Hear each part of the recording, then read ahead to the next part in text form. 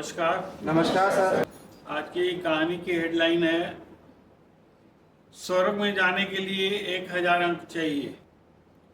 एक व्यक्ति की मृत्यु होती है तो स्वर्ग लोग पहुंचता है और जैसे ही अंदर जाने वाला रहता है तो देवदूत रोक देता है।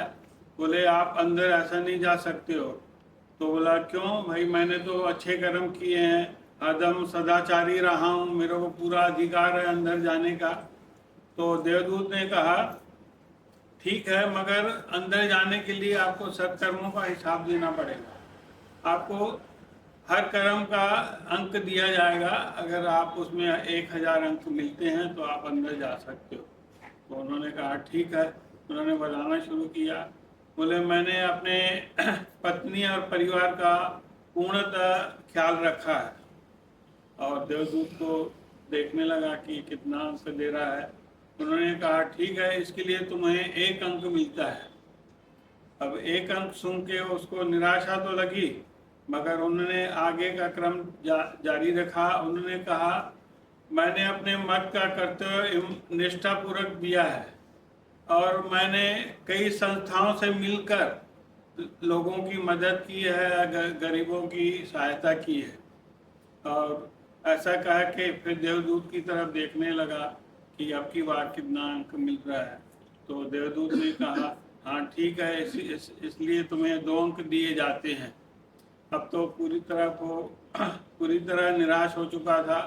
अब फिर आगे बताया कि मैंने आयकर ईमानदारी से चुकाया है और अपने पड़ोसियों से मिलजुल के रहा है और उनसे उनकी सहायता भी की है। तो बोले ठीक है, उनके लिए तुम्हें 3 अंक मिलते हैं। अब तुम्हारे पूरे 6 अंक हो गए।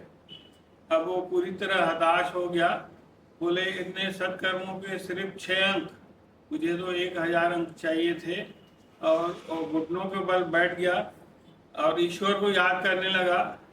बोले हे ईश्वर, अब मुझे आप ही का सहारा है, जो भी कुछ मेरा है सब आपका है, अब आपकी कृपा पर निर्भर हूँ।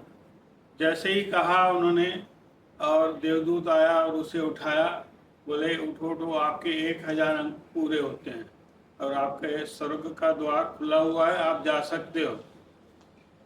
सच है, जब मेरा को छोड़कर हम लोग अच्छे कर्म करते हैं, अच्छे काम करते हैं और ईश्वर पर छोड़ देते हैं, वो निष्ठापूर्वक पूर्णतः सही हो जाते हैं। हाँ, ये शिक्षा नीति की कर्मों के अधिकार को, भाव के उसके महत्व को कम कर देती है।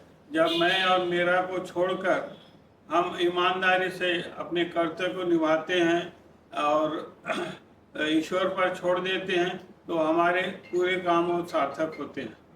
धन्यवाद।